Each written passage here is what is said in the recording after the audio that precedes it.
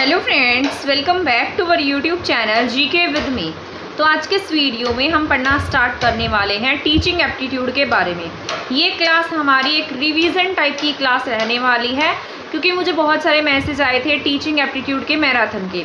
But इसमें जितना possible हो पाएगा आपको जो इम्पॉर्टेंट टॉपिक्स हैं उनकी रिवीजन कराने का, वो सारा का सारा मैं आपको इस वीडियो में करा दूंगी। ठीक है, तो आप लास्ट तक इस वीडियो को देखिएगा, आपकी इसमें रिवीजन हो जाएगी। जिसने भी मुझसे PDF पेड ले रखी है वो इस PDF के थ्रू भी इसको पढ़ सकते हैं या फिर ऐसे भी इसको सुन सकते हैं। ठीक है, आप सुन भी लेंगे ना तब भी आपके लिए सफिशिएंट रहेगी।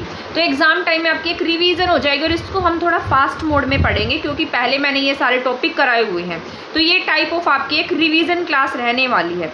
तो लास्ट तक बने रहिएगा, देखते रहिएगा इस क्लास को। शायद आपका एग्जाम 22 तारीख से स्टार्ट है, आई थिंक, चंडीगढ़ TGT के एग्जाम्स। तो चंडीगढ़ TGT के लिए तो मोस्ट इंपॉर्टेंट रहने वाली है। तो अभी इस क्लास में जो ये टॉपिक मैंने लिखा है, इसमें मैं आपको सारे online portals, web portals, educational portal है, उनके बारे में पढ़ाऊंगी। ठीक है, उसके बाद जैसे हम जो इंपॉर्टेंट टॉपिक लगेगा वो सारे टॉपिक हम पढ़ते जाएंगे। ठीक है, तो यहाँ पर सबसे पहला पॉइंट जो लिखा है वो निष्ठा लिखा है। तो निष्ठा का मतलब क्या होता है? यहाँ पर निष्ठा जो है ये 3 स्तर पर काम करता है। सबसे पहले जो मैंने लिखा है निष्ठा 1.0, फिर है निष्ठा 2.0 एंड देन निष्ठा 3.0। जिसको भी ये क्लास फास्ट मोड पर लगती है वो क्लास की स्पीड को कम करके देख सकता है, क्योंकि ये रिविजन क्लास है, मेरे पास भी बहुत कम टाइम होता है, तो मैं टाइम निकाल कर आपकी ये क्लास बना रही हूँ। ठीक है, क्योंकि बहुत सारे बच्चों ने रिक्वेस्ट की है मुझे, तभी मैंने ये क्लास बनाई है। तो शायद किसी के लिए हेल्पफुल हो जाए, शायद किसी से हेल्प हो जाए। ठीक है, तो निष्ठा 1.0 की बात कर लेते हैं। तो ये 1st से लेकर 8th क्लास के टीचर्स के लिए होगी। तो ये जो निष्ठा प्लेटफॉर्म है ये टीचर्स के लिए है। यहाँ पर कौन से टीचर्स के लिए? क्लास 1 से क्लास 8 तक की टीचर की ट्रेनिंग के लिए निष्ठा 1.0 पोर्टल है। ठीक है, तो सबसे पहला पॉइंट तो आपका यही हो जाता है, निष्ठा 1.0 फॉर 1 से लेकर 8 क्लास के टीचर्स के लिए, और ये किस लिए होता है? टीचर्स की ट्रेनिंग के लिए। इसके बाद सेकेंड पॉइंट है निष्ठा 2.0। निष्ठा 2.0 जो है ये क्लास 9 से लेकर 12 तक की ट्रेनिंग के लिए होता है। यहाँ पर टीचर्स जो है 9-12 के टीचर्स की ट्रेनिंग होती है निष्ठा 2.0 में। अगर हम निष्ठा 3.0 की बात करते हैं तो ये निपुण भारत के तहत आता है, और ये जो छोटी क्लासेस होती है ECCE है। ठीक है, ECCE से अर्ली चाइल्डहुड केयर से लेकर ये क्लास 5th तक होता है। ठीक है, आई होप ये समझ में आया होगा। अभी मैंने आपको क्या बताया? निष्ठा बताया, जो किसके लिए होता है? टीचर्स की ट्रेनिंग के लिए होता है। 3 पार्ट्स बताए हैं, 1.0, 2.0 एंड 3.0। अगर हम 1.0 की बात करते हैं तो 1.0 किसके लिए है? 1 से 8 क्लास तक के बच्चों के लिए, टीचर्स की ट्रेनिंग के लिए है। सेकेंड मैंने बताया 2.0, जो किसके लिए है? 9 to 12 की ट्रेनिंग के लिए। 3.0 बताया है ECCE से लेकर ये क्लास 5 तक के टीचर्स की ट्रेनिंग के लिए होता है। इसके बाद यहाँ पर नेक्स्ट पॉइंट है सफल। सबसे पहले आपको सफल का नाम पता होना चाहिए। तो यहाँ पर सफल का जो पूरा नाम है वो है structured assessment for analysis learning. ठीक है, तो इसका नाम पता हो गया आपको, क्या नाम है? Structure assessment for analysing learning. ठीक है, तो स्ट्रक्चरल असेसमेंट है किसके लिए? आपकी लर्निंग को एनालाइज करने के लिए। तो इसका नाम क्या है? सफल है। ठीक है, इस स्ट्रक्चर तरीके से हम यहाँ पर क्या करेंगे? लर्निंग को एनालाइज करेंगे। अभी मैंने आपको बताया क्या करेंगे, एक सिस्टमेटिक तरीके से, एक स्ट्रक्चरल तरीके से यहाँ पर क्या करते हैं? लर्निंग का एनालाइज किया जाता है। और ये किसके द्वारा इंट्रोड्यूस किया गया है? तो CBSE के द्वारा सफल को इंट्रोड्यूस किया गया है।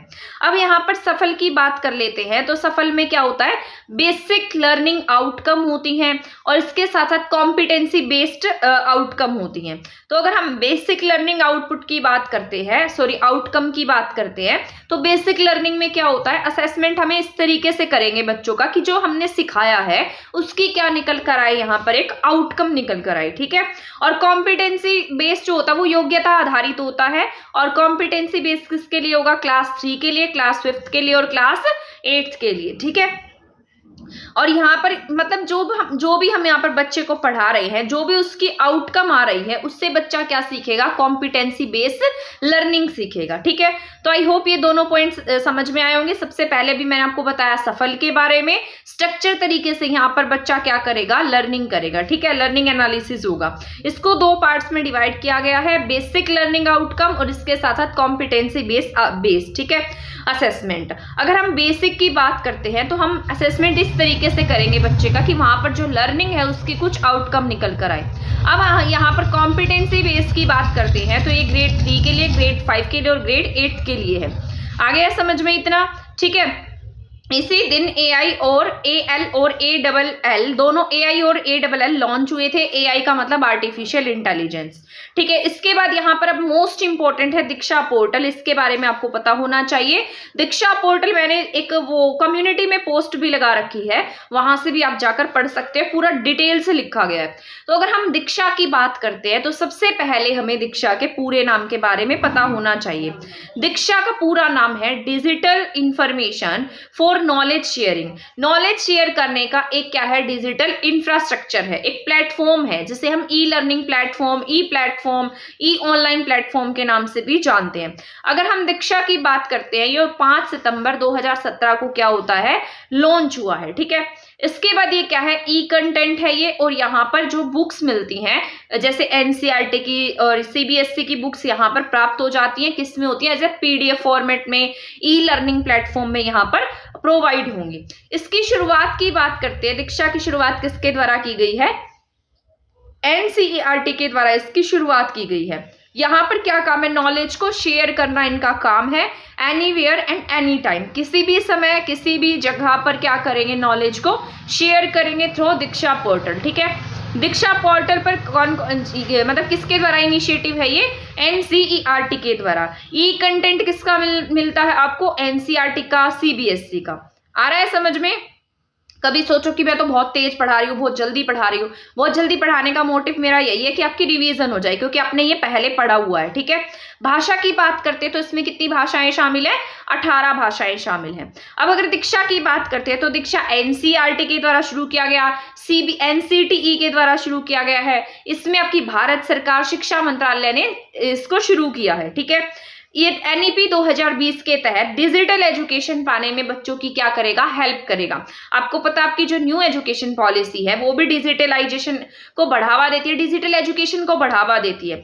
जैसे बहुत सारे बच्चे होते हैं जो दूर के क्षेत्रों में जाकर पढ़ाई नहीं कर सकते, तो उनको घर पर ही कैसे एजुकेशन दी जाए, तो उस पर भी फोकस्ड रहती है, ठीक है। तो ये है आपका दीक्षा पोर्टल। आई होप आपको समझ में आया होगा। अब यहाँ पर है SC शगुन।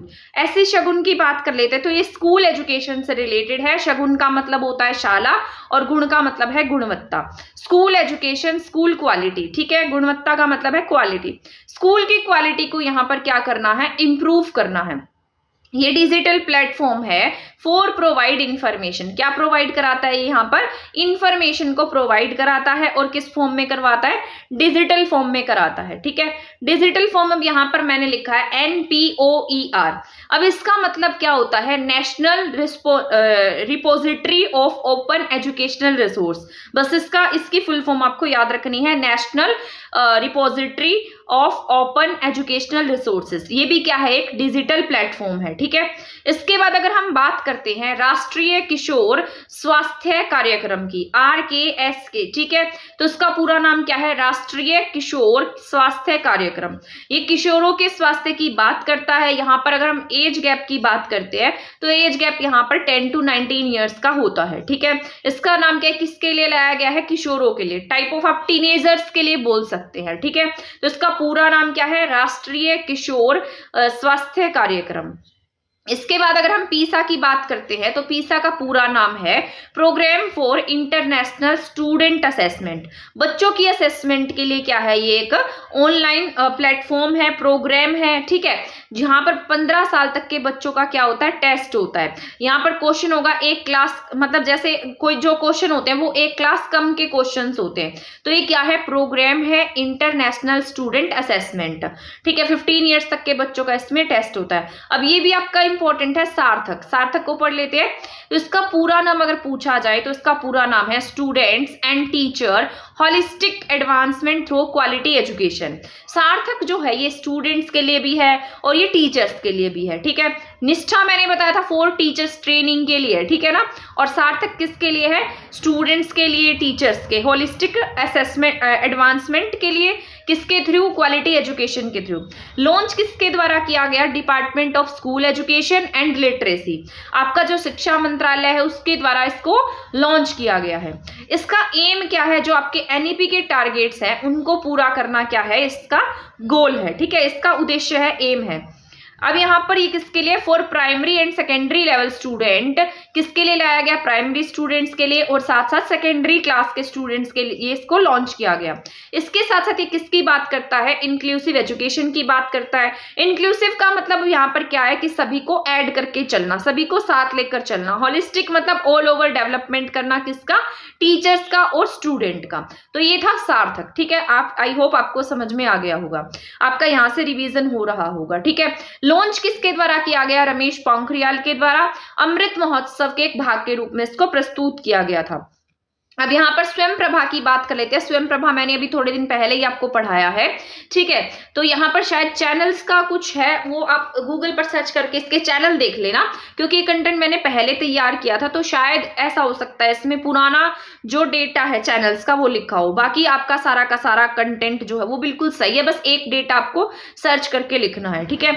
तो यहाँ पर अगर स्वयं प्रभा की बात करते हैं तो स्वयं प्रभा कब आया अस्तित्व में? 9 जुलाई 2017 को आता है। इस समय प्रेसिडेंट कौन थे? आपके प्रणब मुखर्जी थे। इन्होंने 3 चीजों को लॉन्च किया था। इस समय यहाँ पर 9 जुलाई 2017 को इसको लॉन्च किया गया। मिनिस्ट्री ऑफ, ये पहले ह्यूमन रिसोर्सेज डिपार्टमेंट था, लेकिन आज हम इसको शिक्षा मंत्रालय यानी कि एजुकेशन डिपार्टमेंट के नाम से ही जानते हैं, एजुकेशनल मिनिस्ट्री के नाम से जानते हैं। 9 जुलाई 2017 को यहाँ पर स्वयं को लॉन्च किया गया, स्वयं प्रभा लॉन्च होता है, और NAD national academy depository launch हुआ, ठीक है। स्वयं प्रभा की बात कर लेते हैं तो 32 डीटीएच चैनल से स्टार्ट हुआ था। तो जब इसको शुरू किया गया स्वयं प्रभा को, तो अब इसमें कितने चैनल्स थे? 32 चैनल्स थे, ठीक है। तो किससे स्टार्ट हुआ था? 32 चैनल से स्टार्ट हुआ था, बाद में इसको बढ़ा दिया गया। ये 24/7 चलता है, 24 घंटे काम करता है, 7 के 7 दिन चलता है। किससे लॉन्च किया गया? किससे चलता है ये? GSAT-15 सैटेलाइट से, ठीक है। ये आपका आपको याद रखना है, जियो सैनकोराइन, ठीक है। और ये GSAT जो है ये क्या? एक उपग्रह आपका सैटेलाइट है। 15 सैटेलाइट से इसको लॉन्च किया गया। GSAT 15 सैटेलाइट से लॉन्च किया गया था। पीएम मोदी ने DTH यानी कि डायरेक्ट टू होम के थ्रू 280 चैनल्स बढ़ाने का टारगेट दिया है। तो जो आपके प्राइम मिनिस्टर है उन्होंने क्या कहा है कि जो घर पर जो चैनल्स चलते हैं उसमें से आपके 280 चैनल्स का ये टारगेट होना चाहिए। 4 घंटे का न्यू कंटेंट होता है, और 4 घंटे के बाद क्या होता रहता है? नया कंटेंट आता है, और दिन में इसको 5 बार रिपीट किया जाता है। DTH चैनल्स लिंक रहेंगे किससे? BISAG से। इंपॉर्टेंट है ये पॉइंट, सारे याद रखते जाना, ठीक है। BISAG का मतलब Bhaskaracharya institute for space application and geo, ठीक है। इससे क्या होंगे? ये लिंक रहेंगे। कहाँ से? सभी चैनल्स कहाँ से चलने वाले? गांधीनगर से। अब इसको कंटेंट कौन प्रोवाइड कराने वाला है? तो इसको NPTEL, IELTS, UGC, NCERT, CEC, IGNOU, ये सभी क्या कराएंगे? इसको कंटेंट प्रोवाइड कराने वाले हैं। वेब पोर्टल को यहाँ पर मेंटेन कौन करता है? INLIBENT, ठीक है। इंफॉर्मेशन एंड लाइब्रेरी नेटवर्क जो है ये क्या करता है? यहाँ पर वेब पोर्टल को मेंटेन करता है, इसको अपडेट करता है, ठीक है, तुरंत अपडेट करता है। DD स्वयं प्रभा चैनल्स का अपग्रेड किया गया MPEG-Z के द्वारा, ठीक है। MPEG-4 तक यहाँ पर 2023 तक हुआ था, ठीक है। DTH को 3 पार्ट्स में डिवाइड किया गया है। इसके बारे में ये हायर एजुकेशन के लिए है, जैसे UG, under graduation, post graduation, उसमें आर्ट, साइंस, लॉ, मेडिसिन, कुछ मेडिसिन, ठीक है। इनसे रिलेटेड कोई भी एजुकेशन आपको पानी है तो हायर एजुकेशन के लिए है ये। इसके बाद सेकंड स्कूल एजुकेशन के लिए लॉन्च किया गया, ये क्लास 1 से क्लास 12 तक था। 30 मई 2020 को इसे लॉन्च किया गया। यह बाद में ऐड हुआ, ई विद्या चैनल्स की फॉर्म में है। 12 ई विद्या टीवी चैनल्स है, ठीक है। बट आगे ये 200 का मतलब इनको टारगेट दिया गया था 200 प्लस का। अब यहाँ पर इसको कंटेंट प्रोवाइड कराएगा, सॉरी वहां शायद मैंने बता दिया, नहीं वहां सही बताया था, ठीक है ठीक है। ये हम सेकेंडरी एजुकेशन की बात कर रहे हैं ना, तो यहाँ पर इसको कंटेंट प्रोवाइड कराएगा NCERT, CBSE, KVS, NIOS, ठीक है। तो ये सब क्या कराएंगे? इसको कंटेंट प्रोवाइड कराने वाले हैं फॉर सेकेंडरी एजुकेशन। ये बहुत दोनों भाषाओं में रहेगा, हिंदी में भी इंग्लिश में भी, ठीक है। इसके बाद ये है साथी। साथी क्या है? ये कॉम्पिटिटिव एग्जाम्स के लिए, अगर आपको किसी कॉम्पिटिटिव एग्जाम्स की तैयारी करनी है तो उसके लिए भी एक चैनल है जिसका नाम है Sathi. A project for universalization of quality education through DTH channels, 40 channel होंगे, ठीक है। अब यहाँ पर स्कूल एजुकेशन की बात करते हैं, PM-E विद्या, इसमें 12 चैनल्स हैं और कौन से कौन सी क्लास तक के लिए है? 1st से 12th क्लास के लिए क्या है? PM-E विद्या चैनल्स। अब ये कितने हो जाएंगे? जल्दी ही 200 चैनल्स का टारगेट रखा गया है। आई होप समझ में आ रहा होगा। स्वयं प्रभा में टोटल कितने चैनल्स है? 40 चैनल्स है एट प्रेजेंट। इसको एक बार चेक कर लेना कि कितने चैनल है, ठीक है, बस एक बार सर्च कर लेना। ओल्डर वर्जन में स्कूल एजुकेशन में 23 से 34 चैनल्स थे, लेकिन यहाँ पर मैंने कितने लिखे हैं? 40 चैनल्स लिखे हैं। शायद कुछ अपडेट हुआ हो तो आप उसको चेक कीजिएगा। इसके बाद अगर हम स्वयं की बात करते हैं तो ये study web for active learning for young aspiring, ठीक है, तो ये स्वयं का पूरा नाम है, study webs of active learning for young aspiring minds, ठीक है।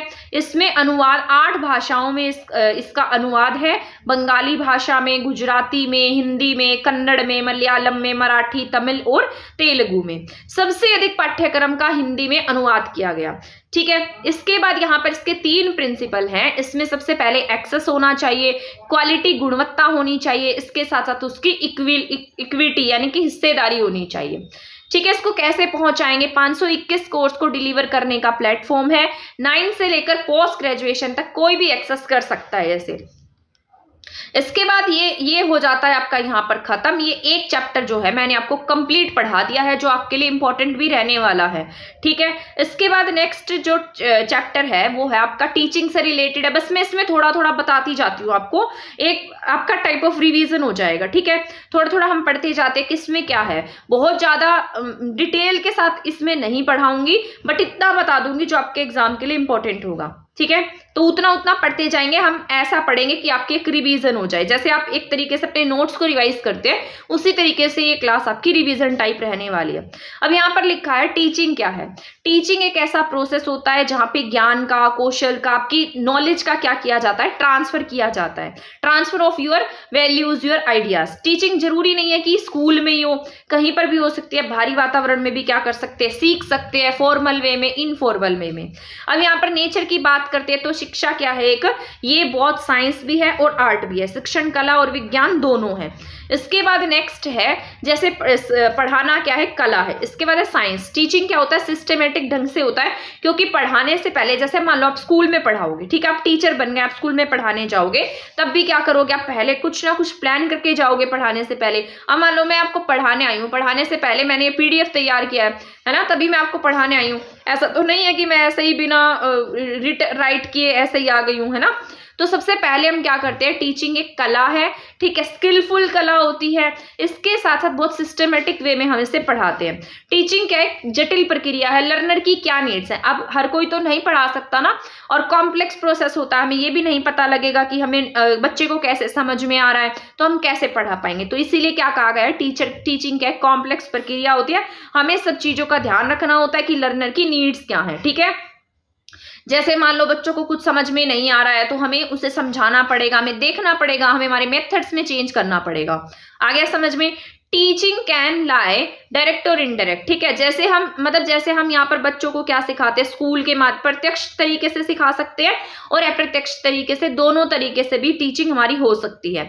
जैसे स्कूल में होगी बुक्स के थ्रू, ये डायरेक्ट मेथड है। इनडायरेक्ट की बात करते हैं तो जैसे मान लो हम कहानियां सुनाएंगे, बच्चों को बाहर घुमाने ले जाते हैं, ठीक है, वैल्यूज सिखाते हैं, वो सब क्या है? इनडायरेक्ट होती है। इसके बाद वर्टिकल एंड हॉरिजेंटल। वर्टिकल का मतलब है कंसेप्ट पर हम उसी आधारित पर दूसरा कंसेप्ट, मान लो हमने पहले बच्चे को कुछ सिखा रखा है, उसी के आधार पर कुछ और सिखा दिया। हॉरिजेंटल क्या होता है? विस्तृत, सभी पूरी की पूरी जानकारी देना। इसके बाद ये प्लान भी हो सकती है और अनप्लान भी हो सकती है, मे भी हो सकती है। प्लान यानी कि प्लान जब स्कूल में पढ़ाएंगे, ठीक है, तो करिकुलम बनाकर ले जाएंगे, लेसन प्लान बनाकर ले जाएंगे। अगर हमें अनप्लान तरीके से पढ़ाना है तो करिकुलम में जैसे हिडन करिकुलम होता है, ठीक है, उसके थ्रू हम बच्चे को सिखाएंगे, जैसे बिहेव कैसे करना है, एक्टिविटी के थ्रू सिखा देंगे, ठीक है। तो ये कैसी होगी? अनप्लान हो जाएगी। Teaching is dynamic and reflective. Teaching कैसी है? डायनामिक है, मतलब गतिशील है और चिंतनशील होती है। डायनामिक, अब देखो इस तरीके से हम हमारे मेथड्स चेंज कर सकते हैं, तो क्या हो गई? टीचिंग डायनामिक हो गई, ठीक है। इसके बाद अगर हम बात करते हैं रिफ्लेक्टिव की, तो टीचिंग हमें क्या बनाती है? एक रिफ्लेक्टिव प्राणी बनाती है, सोचने वाला प्राणी बनाती है, ठीक है। जहां जब भी आप पढ़े लिखे होंगे तो आप किसी भी चीज को करने से पहले 10 बार सोचेंगे, है ना, तो आपका वहां से चिंतन का विकास होता है। It has a very wide scope. इसका स्कोप जो बहुत बड़ा है, क्षेत्र बहुत बड़ा है। जैसे स्टूडेंट होता है, इसमें असेसमेंट है, करिकुलम है, मेथड्स हैं, टीचर है, ऑब्जेक्टिव है, सभी मिलकर क्या बनाते हैं? टीचिंग को वाइड बनाते हैं। Teaching is not a narrow concept. Teaching कभी भी क्या नहीं है? एक नैरो कंसेप्ट नहीं होता, ठीक है। इसके बाद teaching is an interactive process. Teaching क्या होता है? हमेशा एक इंटरेक्टिव प्रोसेस होता है। उसमें एक टीचर होता है, एक स्टूडेंट होता है, उनके बीच में 2 वे कम्युनिकेशन होता है ना, तो social, continuous and interactive process होता है। टीचिंग फ्लेक्सिबल है, हम जब चाहें, फ्लेक्सिबल का मतलब देखो ये होता है जब चाहें उस चीज में हम क्या कर सकते हैं? चेंज कर सकते हैं। लचीलापन होता है। इसके साथ साथ मेजरेबल होती है टीचिंग, हम उसको माप सकते हैं, जैसे हम बच्चों का इवेल्युएट कर सकते हैं, बच्चों का असेसमेंट कर सकते हैं, ठीक है, यहाँ पर बच्चों ने कितना सीखा है। इसके बाद नेक्स्ट पॉइंट है कंटेक्चुअल, संदर्भ आधारित। हम जो भी पढ़ा रहे हैं वो बच्चे की किससे रिलेटेड होना चाहिए? लाइफ से रिलेटेड होना चाहिए। जैसे मैथ्स में मनी सिखाते हैं तो उसकी लाइफ से रिलेट करके पढ़ा सकते हैं। क्लाउड्स के बारे में बता रहे हैं, रेन के बारे में बता रहे हैं, सोइल के बारे में बता रहे हैं, तो उन सभी को हम क्या कैसे बता सकते हैं? उसकी रियल लाइफ से जोड़कर बता सकते हैं, ठीक है। इसके बाद इंटेंशनल, व्यवस्थित, ऑर्गेनाइज्ड होती है। ऑर्गेनाइज्ड वे में पढ़ाएंगे। जैसे मेरे इंटेंशन होगा आपका कुछ ना कुछ पढ़ाने का। अब जैसे मेरा इंटेंशन क्या है?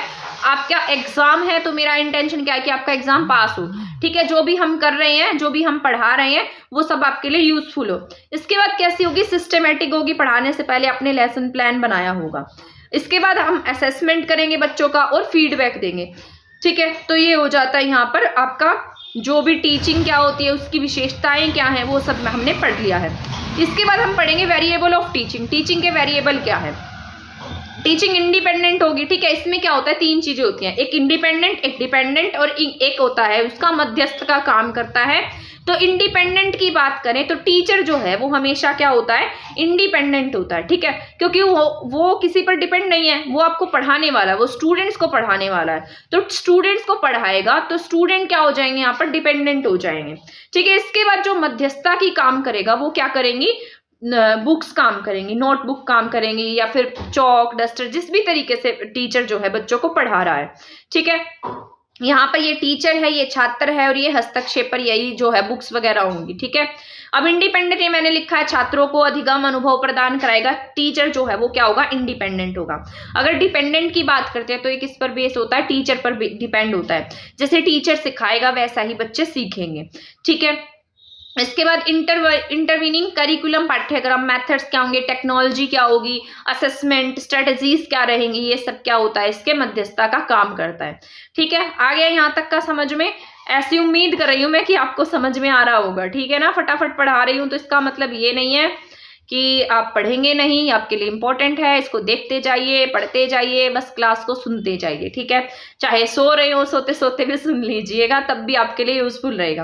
अब यहाँ पर हम टीचिंग के उद्देश्यों की बात करते हैं तो बहुत ईजी सा है। टीचिंग का उद्देश्य बच्चों को उनके जीवन से संबंधित उपयोगी ज्ञान देना होता है, बच्चों की मानसिक शक्तियों का विकास करना है, ठीक है। बच्चों को सीखने के लिए प्रेरित करना है ताकि वो अपने कार्य को मतलब अगर वो अंदर से मोटिवेटेड नहीं होंगे तो किसी कार्य को कैसे सीखेंगे, उसमें इंटरेस्ट कैसे लेंगे। बच्चों की डिफिकल्टीज को दूर करेंगे, उनमें आत्मविश्वास उत्पन्न करेंगे, ठीक है। उन बच्चों को जो एनवायरनमेंट है उसमें एडजस्ट करना सिखाती है टीचिंग, ठीक है। उसको प्रगति के मार्ग पर लेकर जाएंगे।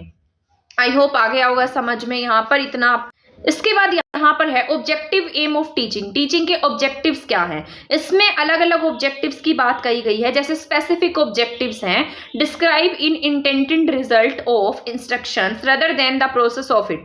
यहाँ पर हमारे उद्देश्य इंटेंडेड रिजल्ट को बताते हैं। यहाँ पर क्या है, जैसे हम इसे प्रोसेस ना मानकर हम क्या मानते हैं? अंतिम रिजल्ट मानते हैं। इंटेंडेड रिजल्ट क्या होता है? जो हमने पहले से सोच रखा है कि इसका एंडिंग रिजल्ट क्या रहने वाला है, ठीक है। इसके बाद जैसे आपका यह क्लास देखने के बाद जैसे मान लो मैं पढ़ा रही हूँ, मुझे पता है पढ़ाने के बाद ये रिजल्ट क्या आएगा क्लास का, तो वो क्या होता है? एंडिंग रिजल्ट होता है, इंटेंडेड रिजल्ट है हमारा, ठीक है। इसके बाद ब्लूम टेक्सोनॉमी के अनुसार शिक्षण के उद्देश्य क्या है?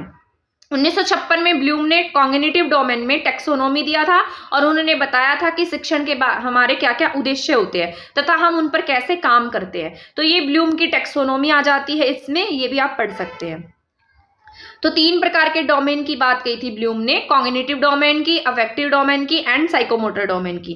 कॉग्निटिव की बात करते हैं तो संज्ञानात्मक है, आपके माइंड से रिलेटेड है। उन्होंने बताया था कि किसी एक लेवल से हम दूसरे लेवल पर कैसे हमारे उद्देश्य बदलते जाते हैं, हमारे उद्देश्य कैसे कैसे होते हैं। कॉग्निटिव यहाँ पर बात कर लेते हैं संज्ञानात्मक की, ये हमारे किससे रिलेटेड होता है, ब्रेन से रिलेटेड होता है। किसने दिया था, ब्लूम ने दिया था, ठीक है।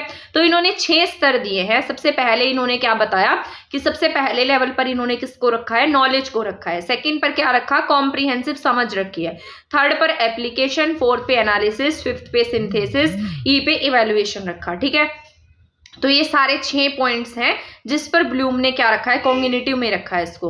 अब यहाँ पर 2001 में ये किसने दिए थे, एंडरसन ने टेक्सोनोमी को क्या कर दिया, रिवाइज कर दिया। ये ब्लूम की द्वारा दी गई थ्योरी है, लेकिन 2001 में एंडरसन ने इसमें क्या किया है, चेंज किया है। तो उन्होंने 5 और 6 वाले को क्या कर दिया, चेंज कर दिया। 5 की जगह पर क्या आ जाएगा, इवेल्युएटिंग, और 6 की जगह पर क्या आ जाएगा, क्रिएटिव, ठीक है, क्रिएटिंग।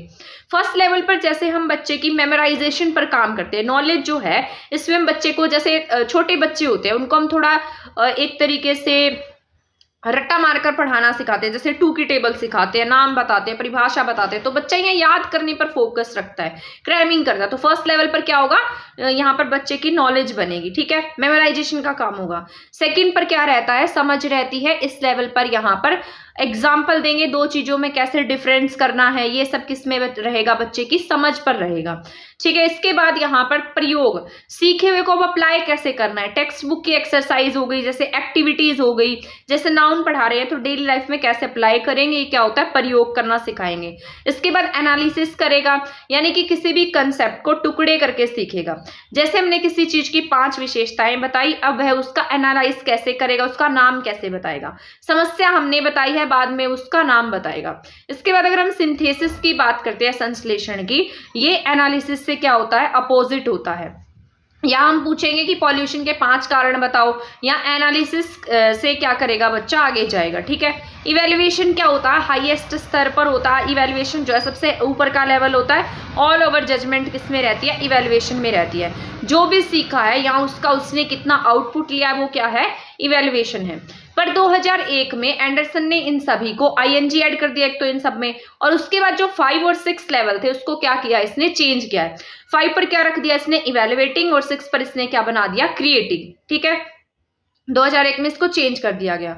इसके बाद नेक्स्ट है यहाँ पर अफेक्टिव डोमेन। दूसरे वाला जो है अफेक्टिव डोमेन है। इफेक्टिव डोमेन जो होता है हमारे भावों से रिलेटेड होता है, जो हमारी फीलिंग से रिलेटेड होता है। सबसे पहले हम क्या करते हैं, किसी चीज को सुनते हैं, रिसीव करते हैं। पहली बार कोई भी चैप्टर स्टार्ट करेंगे तो बच्चा उस पर ध्यान देगा, वही क्या होता है, रिसीव करना होता है। इसके बाद होता है रिस्पोंडिंग, अनुक्रिया करना, पार्टिसिपेट करना। पढ़ाते समय हम क्या रिस्पोंड कर रहे हैं। जैसे मान लो मैं कुछ पीवाई की पूछूंगी, आपने पार्टिसिपेट किया, तो यहाँ पर क्या आएगा कि आप क्या रिस्पॉन्स कर रहे हैं। इसके बाद है वैल्यूइंग, यहाँ पर मूल्यन, इन्वॉल्व किया। अब यहाँ आपको पढ़ाने में इंटरेस्ट आएगा तो आप उससे क्या रहेंगे, इन्वॉल्व रहेंगे और उससे रिलेट होता जाएगा। इसके बाद है कंसेप्चुअलाइजेशन, संप्रतीकरण, पहचानना। यहाँ आपके कंसेप्ट बन जाएंगे, ठीक है। इसके जैसे आपको टीचिंग के बारे में क्या पता है। इसके बाद है ऑर्गेनाइजेशन, मतलब व्यवस्था। कंसेप्ट के बाद माइंड में ऑर्गेनाइज्ड तरीके से आप पढ़ाएंगे। इसके बाद है कैरेक्टराइजेशन, मूल्यों का चरित्रीकरण।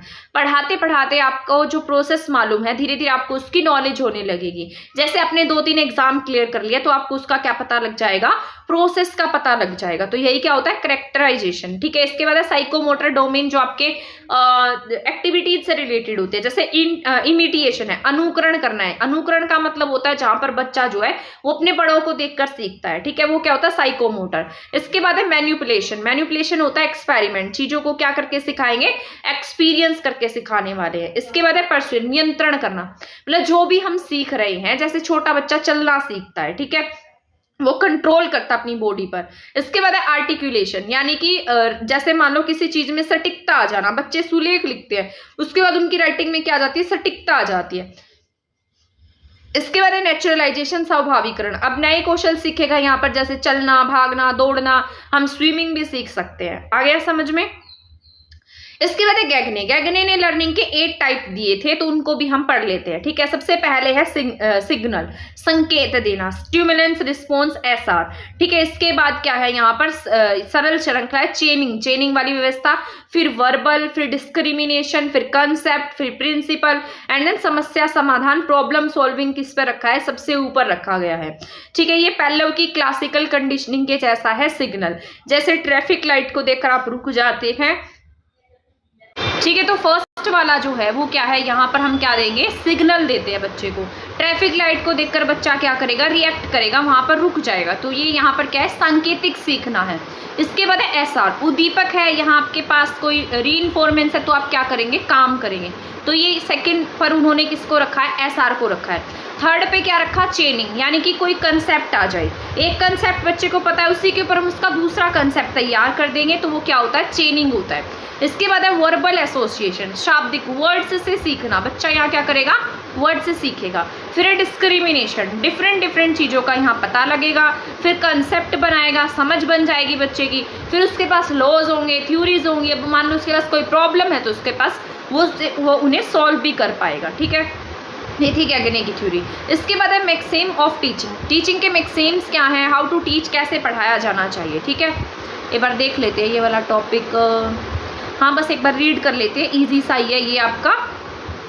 तो यहाँ पर हाउ टू टीच, हम कैसे पढ़ाएंगे, they are simply the statement of the way which teaching and learning go forward. ऐसे स्टेटमेंट जो हमें बताते हैं कि हमें हमारी टीचिंग के प्रोसेस को कैसे आगे लेकर जाना है, वो क्या होते हैं, टीचिंग मैक्सिम्स होते हैं। ठीक है, इसके बाद यहाँ पर ये कैसी होनी चाहिए, सिंपल टू कॉम्प्लेक्स होनी चाहिए। ये नहीं है कि आप पहले ही क्लास में जाते ही बच्चों को सबसे मुश्किल वाला चैप्टर पढ़ा देते हैं, तो ऐसे आपको नहीं पढ़ाना, अपने सिंपल से चीज़ों को कॉम्प्लेक्स तरीके में लेकर जाना है, सरल से कठिन पढ़ाना है।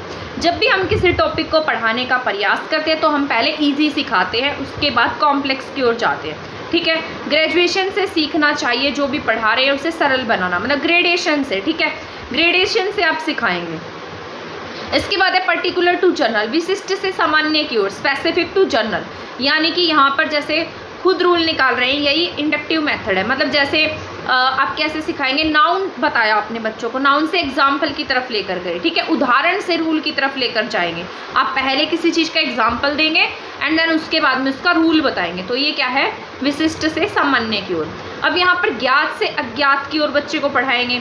जैसे इसमें बच्चा जो है इसमें पहले बच्चे को वो पढ़ाना जो बच्चे जानते हैं। ठीक है, तो आपने पहले उन सब चीज़ों के बारे में बता दिया, उसके बाद उन्हें किस चीज़ के बारे में बताने वाले हैं जिसके बारे में बच्चे को नहीं पता है, यानी कि प्रीवियस नॉलेज बेस होगा, प्रीवियस नॉलेज का इसमें इंपॉर्टेंस रहेगा।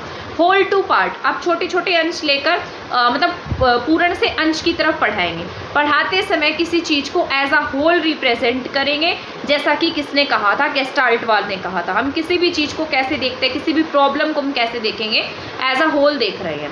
सेंटेंस सिखाना है तो उससे पहले पूरा सेंटेंस लिखकर बताया जाएगा, फिर उसे वो क्या करेगा, उन पार्ट्स में डिवाइड करके पढ़ेगा। ठीक है, तो ये क्या है, मतलब बच्चे को कैसे सिखा रहे हैं, होल टू में लेकर जाएंगे। बाद में उस प्लांट के पूरे पार्ट्स के बारे में बताएंगे कि जैसे ये रूट्स हैं, ये लीव्स हैं, ये स्टेम है। ठीक है, तो पूरा हमने क्या दिखाया, उसको पहले एज अ होल बताया। होल बताने के बाद हमने क्या किया, वहाँ पर उस बच्चे को मतलब एक तरीके से उसके पार्ट्स बता दिए। ठीक है, इसके बाद कॉन्क्रीट टू ऑब्स्ट्रैक्ट, मूर्त से मूर्त की तरफ लेकर जाएंगे। जो चीज़ें सामने हैं उन्हें देखकर बच्चा सीखता है। ठीक है, और जो चीज़ें उसके सामने नहीं हैं उनको सोचकर भी वो सीख सके। ट्रेनिंग टू सेंसेस, ठीक है, यहाँ पर बच्चे की जो सेंसेस हैं वो क्या कर सके, उन सेंसेस से अटेंटिव रह सके। ठीक है, हैंड्स ऑन एक्सपीरियंस कर सके। ठीक है, तो यहाँ पर बच्चा अपनी सेंसेस से सीखेगा। सीन टू अनसीन, स्पष्ट से अस्पष्ट, जो पहले देखी है, जैसे प्लांट के बारे में बता दिया, वो पता था उसको। ठीक है, प्लांट के बारे में बताना है तो प्लांट उनके घर में है, उनके बारे में हम क्या कर सकते हैं, पूछ सकते हैं। मतलब उन सभी बातों के बारे में हम पूछ सकते हैं जिसके बारे में वो नहीं जानते हैं। ठीक है, इसके बाद यहाँ पर है साइकोलॉजिकल टू लॉजिकल, मनोवैज्ञानिक से तार्किक की ओर। बच्चे के एक्सपीरियंस पर बेस होगा। जैसे हम बच्चे को पहले आसान सिखाएंगे, उसके बाद उसकी समझ बनती जाएगी, बाद में वही चीज़ में वो क्या करेगा, तर्क लगाना शुरू कर देगा। इसके बाद है एनालिसिस टू सिंथेसिस, विश्लेषण और संश्लेषण। ठीक है, यहाँ पर क्या है, रीजंस है, और उधर क्या है, पॉल्यूशन है। अब यहाँ पर ये देखो, यहाँ पर हमने क्या दिया बच्चे को, ये बोला कि बताओ पॉल्यूशन के ऊपर एक ऐसे दे दिया और उसके रीजंस फाइंड आउट करने के लिए कहे।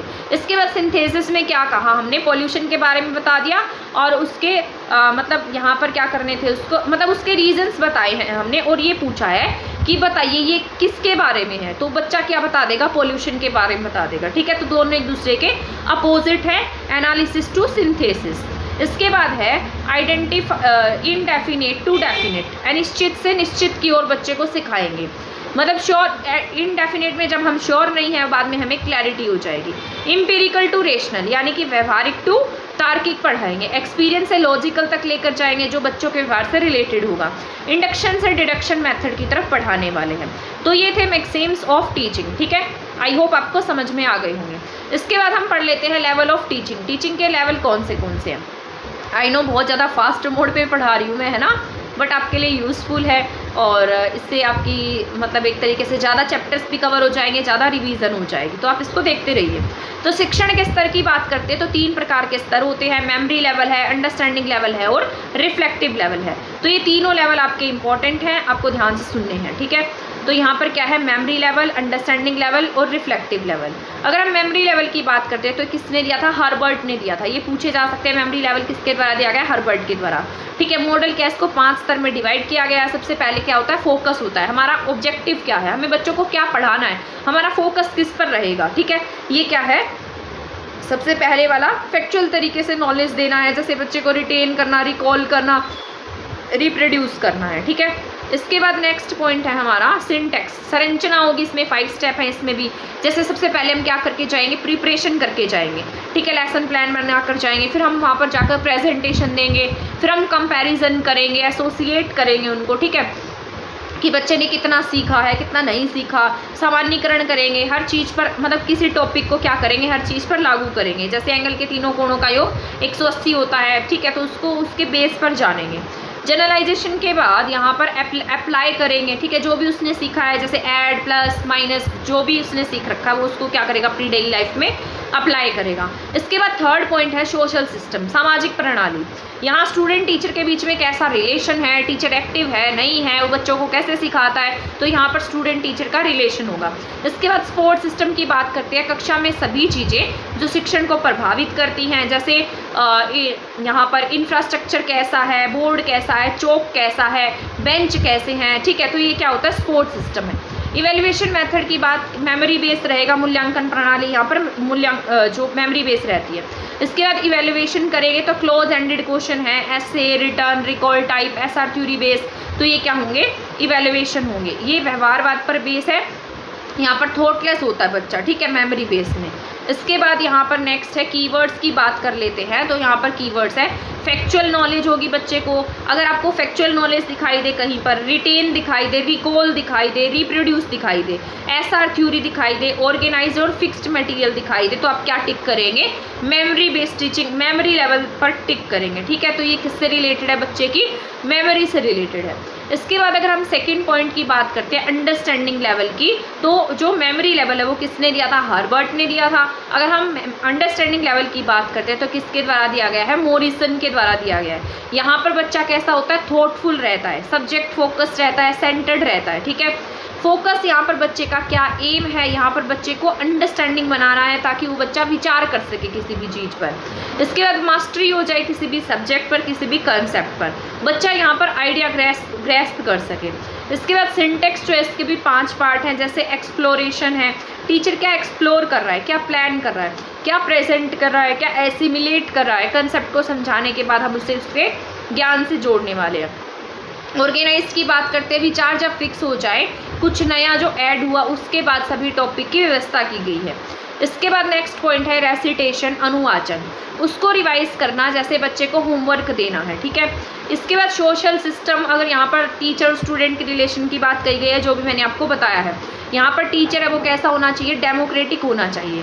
स्टूडेंट पर ग्रुप में भी इवेलुएट कर सकता है, पीयर ग्रुप में अपने साथियों के साथ भी इवेलुएट कर सकता है। इसके बाद है स्पोर्ट सिस्टम। स्पोर्ट सिस्टम क्या है, यहाँ चिंतन के आधार पर सिस्टम में डिस्कशन होगा, टेक्नोलॉजी एक्टिविटी बेस होगा, ग्रुप में भी हम इसका काम करा सकते हैं।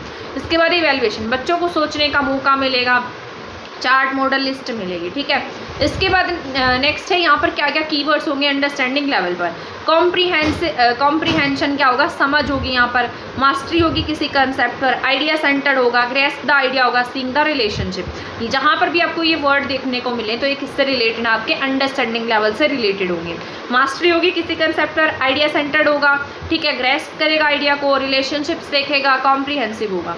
रिफ्लेक्टिव ये बहुत ज़्यादा हाई लेवल का होता है, यहाँ पर हाईएस्ट लेवल होता है, ठीक है। ये दोनों का मिक्सचर होता है। किसने दिया था, मॉरिस पी हंट ने, ठीक है। इसके दो फेजेस होते हैं, एक तो प्रॉब्लम रेजिंग होगी यहाँ पर, फिर वो क्या करेगा, यहाँ पर प्रॉब्लम को सॉल्व करेगा।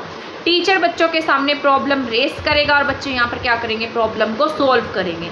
सब्जेक्ट मैटर की बात करते हैं तो सब्जेक्ट मैटर यहाँ पर अनस्ट्रक्चर भी हो सकता है और ओपन एंडेड भी होगा। ओपन एंडेड का मतलब out of the box, creative तरीके से सीखना। जहाँ पर भी आपको क्रिटिकल थिंकिंग देखने को मिले, एक्सपेरिमेंट देखने को मिले, एनालिसिस देखने को मिले, ह्यूरिस्टिक देखने को मिले, डिस्कवरी, क्रिएटिविटी, ये सभी वर्ड्स जहाँ भी देखने को मिलेंगे वो आपका किससे रिलेटेड रहने वाला है, रिफ्लेक्टिव लेवल से रिलेटेड रहने वाला है, ठीक है। प्रॉब्लम सॉल्विंग हो, साइंटिफिक अप्रोच हो, ये सब किससे रिलेटेड आपके, ये रिलेटेड है आपके रिफ्लेक्टिव लेवल से, ठीक है। इसके बाद आ जाते हैं आपके फेजेस ऑफ टीचिंग। अगर हम फेजेस ऑफ टीचिंग की बात करते हैं तो 3 तरीके के हैं ये, ठीक है। तो ये जो नेक्स्ट पॉइंट है हमारा, नेक्स्ट चैप्टर है शिक्षण के चरण, यानी कि फेजेस ऑफ टीचिंग क्या क्या होंगे। तो ये जो क्लास रहेगी ना आपकी 1 आवर की ही रहने वाली है, ठीक है। इसके बाद शायद टाइम लगेगा तो कल की क्लास में मैं न्यू टॉपिक्स आपको करा दूंगी, तो ये आपकी रिवीजन हो जाएगी। शायद 5 से 6 या 7 टॉपिक तो आपके इस क्लास में कवर हो ही गए होंगे। तो यहाँ पर है pre active phase, interactive phase, post active phase. Pre active की बात करते हैं तो ये प्लानिंग फेज है, इंटरेक्टिव की बात करते हैं तो इम्प्लीमेंट है, और ये पोस्ट एक्टिव फेज है। तो यहाँ पर प्री एक्टिव जो है ये प्लानिंग फेज होता है। सबसे पहले ये मेंटल लेवल होगा, स्टैंडर्ड ऑफ क्लास देखेंगे हम यहाँ पर, रिसोर्सेज क्या क्या हैं क्लास में और क्लास का एनवायरनमेंट क्या है। इस फेज में जब भी हम टीचिंग करने की शुरुआत कर रहे हैं तो हम क्या करेंगे, प्लानिंग जो है वो किस में रहेगी, हमारी प्री एक्टिव फेज में शामिल रहेगी। यहाँ पर टीचर देखता है कि क्या उद्देश्य है, बच्चों का मेंटल लेवल क्या है, किस तरीके से उसे क्लास में बच्चों को पढ़ाना है, ठीक है। स्टैंडर्ड को ध्यान में देखेगा, हमारे पास क्या क्या रिसोर्सेज हैं, क्लास का एनवायरनमेंट क्या है। Making decision about subject matter, हमें जो भी सब्जेक्ट मैटर पढ़ाना हम उस पर क्या करेंगे, निर्णय लेंगे। ये डिसीजन लेने से पहले 4 पॉइंट्स को ध्यान में रखेंगे। सबसे पहले प्रोवाइड, इन्फॉर्मेशन होनी चाहिए हमारे पास, कंसेप्ट बिल्ड होना चाहिए बच्चे का, स्किल डेवलपमेंट होनी चाहिए। इसके साथ साथ कंटेंट, कैसे कैसे कंटेंट चैप्टर्स को हमें आगे लेकर जाना है ये भी हमें क्लासरूम में पता होना चाहिए। इसके बाद है arrangement of ideas of teaching. यहाँ पर टीचर कंटेंट क्रिएट करने के बाद डिसाइड करता है कि उसे किस तरीके से यहाँ पर पढ़ाना है, ठीक है। उसके मिक्सेम्स एंड मेथड्स क्या है, कौन से वो शिक्षण सूत्र और विधियों का पालन करेगा। इसके बाद है डेवलपमेंट ऑफ टीचिंग स्ट्रेटजी। जैसे प्राइमरी लेवल पर टीच करना है तो टीचर डिसाइड करेगा कि उसे प्लेवे मेथड से पढ़ाना है या उसको कौन सी स्ट्रेटजी से पढ़ाना है, या उसे लेक्चर मेथड से पढ़ाना है या ब्लैक बोर्ड से पढ़ाना है, ठीक है। तो उसे सबके बारे में पता होगा। इसके बाद सेकंड है इंटरेक्टिव फेज, जिसे हम इम्प्लीमेंट स्टेज कहते हैं। वहाँ पर उसने डिसाइड कर लिया, अब यहाँ पर क्या करेगा, इसमें वो आकर इन सब चीज़ों को यहाँ पर इम्प्लीमेंट करने वाला है। जो भी प्री एक्टिव में डिसाइड किया था उसे सेकंड फेज में इम्प्लीमेंट करेगा, लागू करेगा। यहाँ पर क्या होगी, बच्चे की एक्चुअल रियल टीचिंग होगी, ठीक है। यहाँ पर एक्चुअल लर्निंग होगी, बच्चा क्या करेगा, यहाँ पर एक्चुअल में लर्न करेगा। 3 टाइप का होता है प्रेसिपिटेशन, ठीक है, प्रत्यक्षीकरण। यहाँ पर क्लास में जाकर क्लास के साइज मैनेज, स्लो लर्नर हैं बच्चे, कैसे हैं, गॉड गिफ्टेड है, कितने स्टूडेंट्स हैं, ये सब ध्यान में रखेगा। फिर वो डायग्नोस करेगा, पढ़ाना शुरू कर रहा है, देखेगा कि बच्चे को कहाँ पर सीखने में कठिनाई आ रही है, उसका पता लगाएगा। इसके बाद रिएक्शन प्रोसेस है, यहाँ बच्चे की प्रॉब्लम्स को रेमेडीज़ दी जाएंगे, उनको सुधारा जाएगा, ठीक है।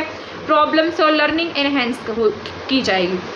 इसके बाद है post active phase evaluation, determining the exact desire outcome. Teaching के बाद हम देखेंगे कि यहाँ बच्चे के व्यवहार में क्या चेंज हुआ है, क्या चेंज नहीं हुआ है, क्या आउटकम आया है।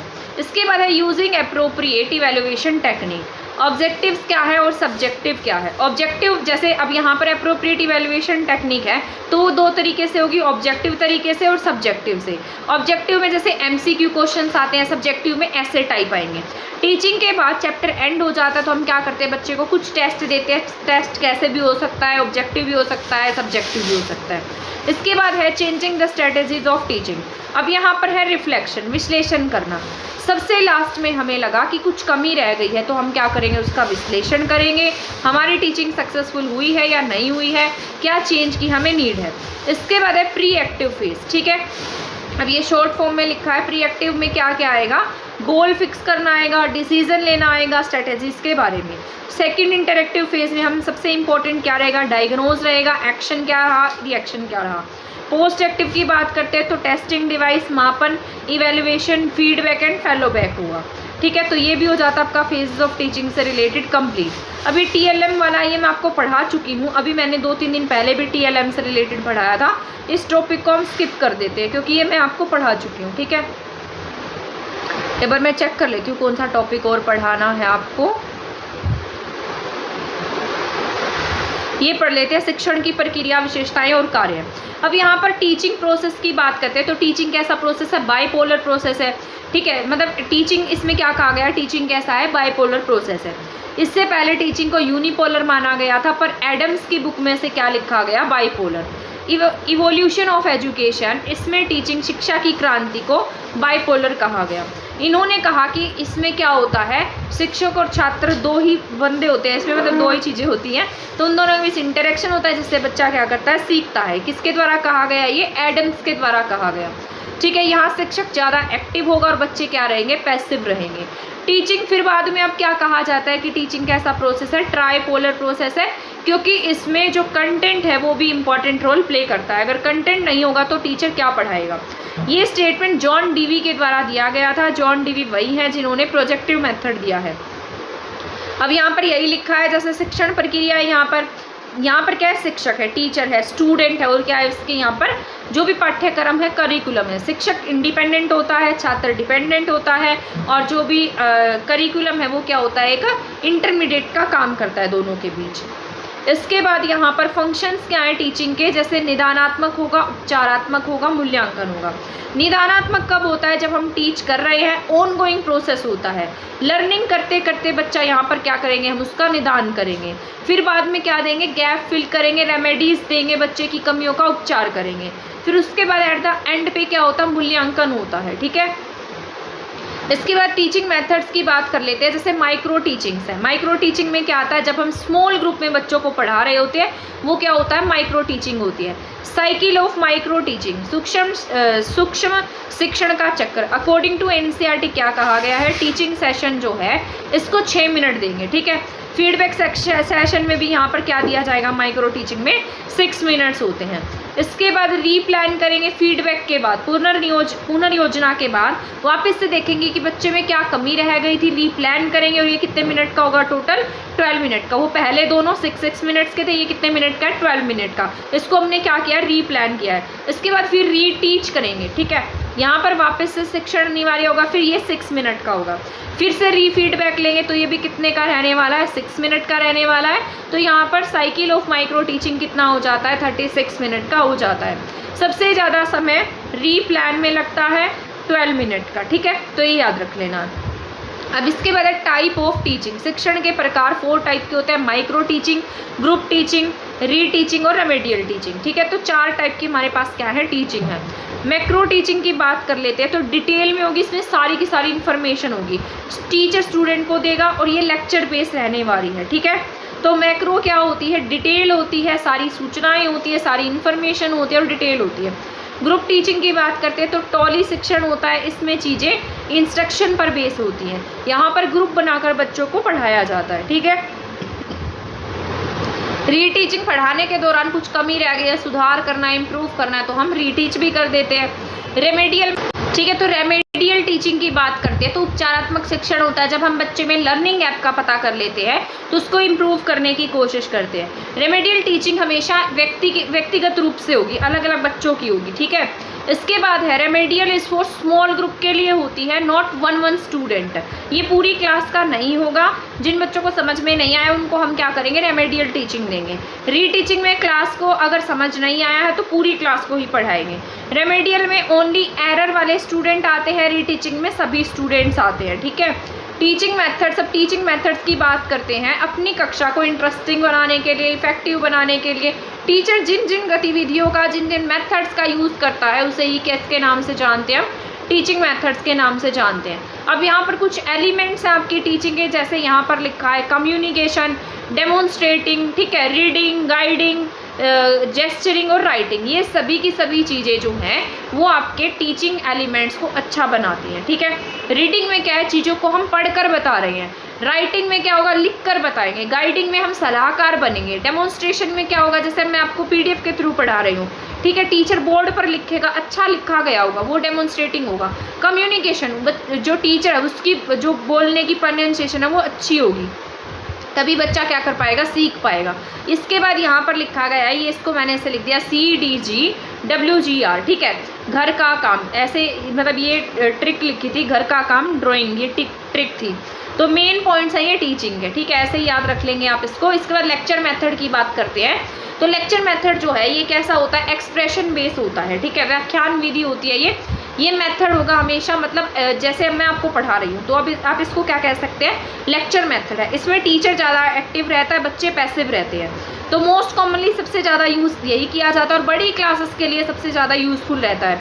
और ये सबसे पुराना मेथड है, ट्रेडिशनल मेथड है, वन वे मेथड होता है टीचिंग का। इसमें ओनली टीचर ही एक्टिव रहता है, हायर क्लासेस में यूज़ किया जाता है, ठीक है। It is use to, when it is use to motivate करने के लिए यूज़ कर सकते हैं, किसी चीज़ को समराइज़ करना है उसके लिए कर सकते हैं, कुछ क्लैरिफाई करना है, कुछ सेव टाइम बचाना है, तो हम लेक्चर मेथड का यूज़ करते हैं। यहाँ चाइल्ड क्या रहता है, पैसिव रहता है। इसके बाद मेरिट्स की बात करते हैं, समय बचाता है, कम लेबर लगती है इसमें, टीचर जो है कंटेंट को एक्सप्रेस कर सकता है, हेल्पफुल होता है हायर क्लासेस में। इसके बाद अगर हम डीमेरिट्स की बात करते हैं तो स्टूडेंट कैसे रहते हैं, इसमें पैसिव रहते हैं, तो इसकी ये डीमेरिट है। इसके बाद है problem solving method. Problem solving method जो है वो किसके द्वारा दिया गया, सुकरात के द्वारा।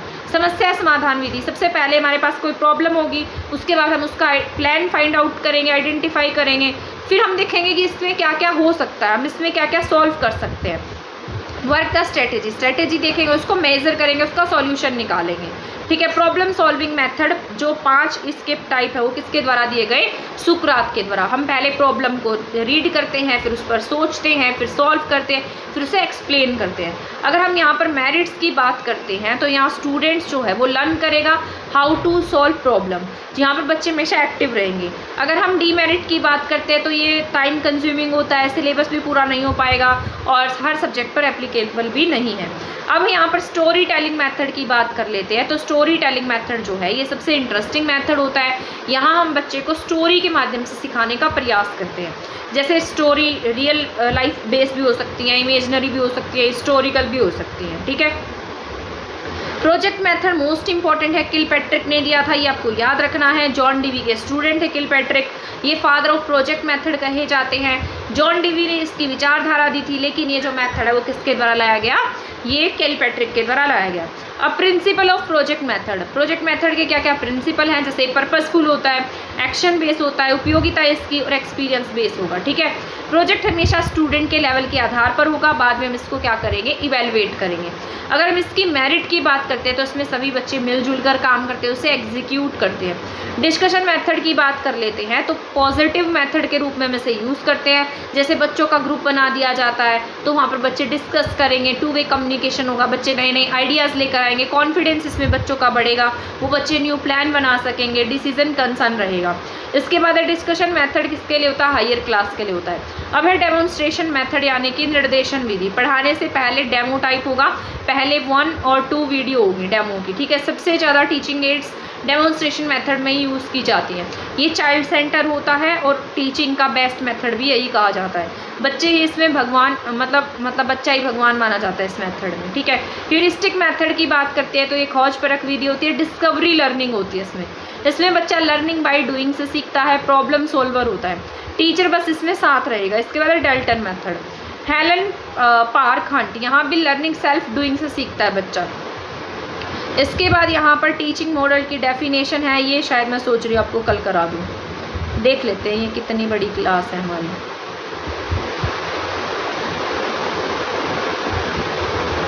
ये चैप्टर बहुत बड़ा है, 1 सेकेंड मुझे चेक करने दो, नहीं तो कोई और चैप्टर करा देती हूँ जो आपका इम्पोर्टेंट भी होगा,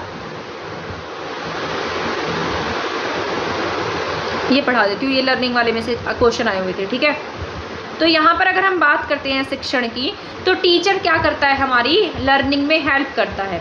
लर्निंग और एक्विजिशन में क्या डिफरेंस है? लर्निंग क्या होता है? याद करना, लर्न करना, ठीक है। ये जैसे हम हमारी सेकेंड लैंग्वेज है उसको क्या करते हैं, लर्न करते हैं। जैसे इंग्लिश है, इंग्लिश को हम क्या कर रहे हैं, लर्न कर रहे हैं। एक्विजिशन होता है जो हमने अर्जन कर ली है, ठीक है। जैसे हमारी मातृभाषा है उसको हमने क्या किया, अर्जन किया, हम खुद से ही सीख गए उसको। शिक्षण का अर्थ होता है सिखाना। विद्यार्थियों को सिखाने के लिए अलग अलग करिकुलम का यूज़ करते हैं। टीचिंग स्किल की बात करते हैं, एक टीचर में कौन सी स्किल्स होती हैं जिससे उसकी टीचिंग बेहतर बन जाए। टीचिंग स्किल को बेहतर करने के लिए टीचर क्या करेगा, टीचिंग टेक्निक्स का यूज़ करेगा। टीचिंग स्किल्स कौन सी हैं? जैसे सेल्फ इंडक्शन है।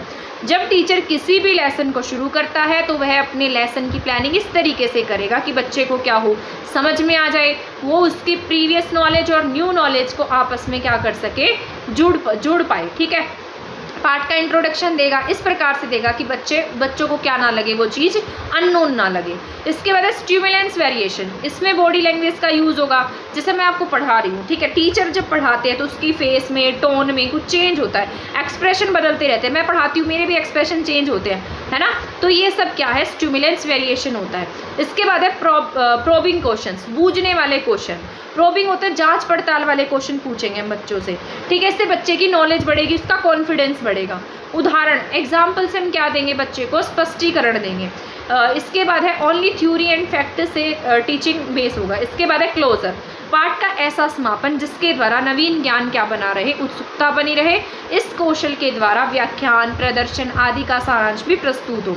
लेसन को इस तरीके से क्लोज अप करना है कि नेक्स्ट क्लास तक बच्चे की क्या बनी रहे, एक्साइटमेंट बनी रहे। क्लोजर में वह लेक्चर से डेमोन्स्ट्रेशन मेथड का भी यूज़ कर सकता है। इसके बाद है लेक्चर मेथड। लेक्चर मेथड बड़ी क्लास में यूज़ किया जाता है। यह भी एक तरीके की स्किल होती है। जैसे हम लेक्चर दे रहे हैं, वो टीचिंग बोरिंग ना लगे बच्चे को, ठीक है। ये पढ़ा चुकी हूँ मैं आपको। स्किल ऑफ एक्सप्लेनिंग, अब आप पढ़ाएंगे तो आपके पास एक्सप्लेन करने की स्किल अच्छी होनी चाहिए। आप बच्चों को अच्छे से समझा सके, आपके पास ब्लैक बोर्ड का यूज़ करना आना चाहिए। आप बड़े बड़े अक्षरों में लिखेंगे, अच्छे से लिखेंगे, सुंदर राइटिंग में लिखेंगे, ठीक है। ऑडियो विजुअल एड्स का यूज़ करना आना चाहिए। आपको पता है आजकल ICT का ज़माना है, ठीक है। तो आपको कंप्यूटर के बारे में नॉलेज होनी चाहिए, ऑडियो विजुअल एड्स के बारे में आपको नॉलेज होनी चाहिए। स्किल ऑफ क्लास मैनेजमेंट, आपको क्लास को मैनेज करना अच्छे से आना चाहिए। ये नहीं है कि क्लास में जा रहे हैं बच्चे शोर करें और आप आराम से मस्ती में बैठे, ऐसा नहीं होना चाहिए, ठीक है। Skill of increasing pupils participation, 1 second. और यहाँ पर आप ऐसे मतलब अपनी स्किल्स का यूज़ करेंगे कि बच्चे उसमें ज़्यादा से ज़्यादा पार्टिसिपेट कर पाए। छात्रों को ध्यान देने योग्य व्यवहार को पहचानना।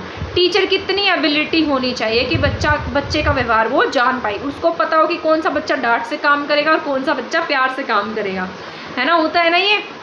इसके बाद है silence and non verbal causes, मौन और अशाब्दिक उद्दीपन।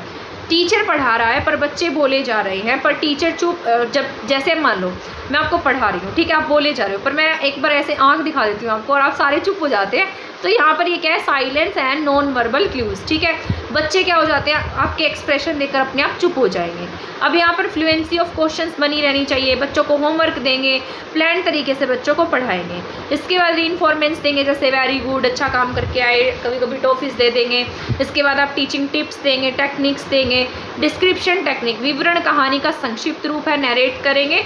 मूवी देखकर आए तो उसे बता दिया, ठीक है। कहानी और विवरण में यही अंतर भी है कि विवरण में आवश्यकता पड़ने पर चित्र की, मानचित्रों की, नमूनों की सहायता ली जा सकती है, जबकि कहानी में ऐसा नहीं होता। वर्णन तकनीक होती है। वर्णन कैसा होता है, छोटा होता है, अतीत से रिलेटेड होता है, जबकि वर्णन बड़ा और वर्तमान से रिलेटेड, विश्लेषणात्मक होता है। व्याख्या टेक्निक एक्सप्लेनेशन से रिलेटेड है। ये कितना बड़ा चैप्टर है, बस आपका यहाँ पर ख़त्म हो जाएगा ये चैप्टर। इसके बाद है हमारा निर्देशन, सैम्पिक टेक्निक। इस टेक्निक से अमूर्त को मूर्त बनाकर इस प्रकार छात्रों के सामने रखा जाता है कि वे मूर्त की वास्तविकता को पहचान सके। निर्देशन 2 टाइप्स का होता है, शाब्दिक होगा और दृश्यात्मक होगा। शाब्दिक में क्या होता है, शब्द और मुहावरे। 1 सेकेंड, ठीक है। तो यहाँ पर क्या है, निर्देशन 2 टाइप का होगा, शाब्दिक और दृश्यात्मक। शाब्दिक में जैसे बोलने वाले मुहावरे हैं, कहानियाँ हैं। दृश्यात्मक में मानचित्र है और ग्राफ है। इसके बाद अगर हम क्लैरिफिकेशन टेक्निक की बात करें, स्पष्टीकरण, यानी कि आप यहाँ पर बच्चों को कैसे सिखाएंगे, सभी चीज़ों को अधिक क्लियर करके समझाएंगे, अच्छे से समझाने वाले हैं। सेल्फ लर्निंग टेक्निक की बात करेंगे तो यहाँ पर बच्चा खुद से सीख जाएगा। रिपीटिशन टेक्निक क्या होती है, जितना रिपीट कराएंगे बच्चे का कंसेप्ट क्या होगा उतना ही ज़्यादा क्लियर होता जाएगा। इसके बाद ये आपके चाइल्ड राइट्स आ जाते हैं। चाइल्ड राइट्स मैं आपको पढ़ा चुकी हूँ, वैसे तो मैं सारा ही करा चुकी हूँ, बट अभी चाइल्ड राइट अगर हम अब पढ़ते हैं,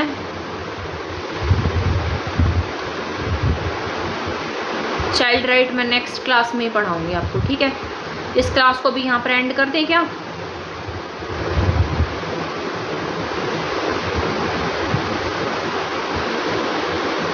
ठीक है, तो ये हम नेक्स्ट क्लास में पढ़ लेंगे।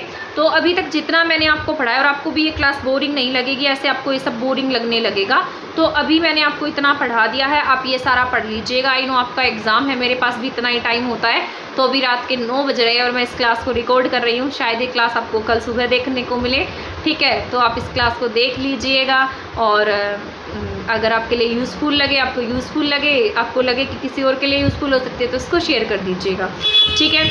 तो मुझे जैसे ही टाइम लगेगा कल, तो मैं आपकी क्लास ज़रूर प्रोवाइड कराने की कोशिश करूँगी, और तब तक चैनल के साथ बने रहिए। और ये क्लास देख लेंगे तब भी आपके लिए बहुत फ़ायदा रहने वाला, आपका बहुत कंसेप्ट बन जाएगा, टाइप ऑफ आपकी रिवीजन हो जाएगी। इसमें भी हमने 8 से 10 चैप्टर जो है टीचिंग एप्टीट्यूड के वो कंप्लीट किए हैं, ठीक है। अराउंड 50 पेजेस तो हम इस क्लास में पढ़ ही चुके हैं। अब नेक्स्ट क्लास में मैं आपको ये चाइल्ड राइट्स पढ़ा दूँगी, तब तक आप हमारे चैनल के साथ बने रहिएगा। और अगर आपने चैनल को सब्सक्राइब नहीं किया तो प्लीज़ आप इसे सब्सक्राइब कर लीजिएगा, वीडियो को शेयर नहीं किया तो प्लीज़ आप इसे शेयर कर दीजिएगा। तब तक हमारे चैनल के साथ बने रहिए। थैंक यू, धन्यवाद। आपको आपके एग्ज़ाम के लिए ऑल द बेस्ट। आप अच्छे से एग्ज़ाम देकर आइएगा, ठीक है। और एग्ज़ाम में बिल्कुल भी डरने की कोई ज़रूरत नहीं है, और अच्छे से पूरे कॉन्फिडेंस से पेपर देकर आना, ठीक है। तब तक के लिए थैंक यू, धन्यवाद।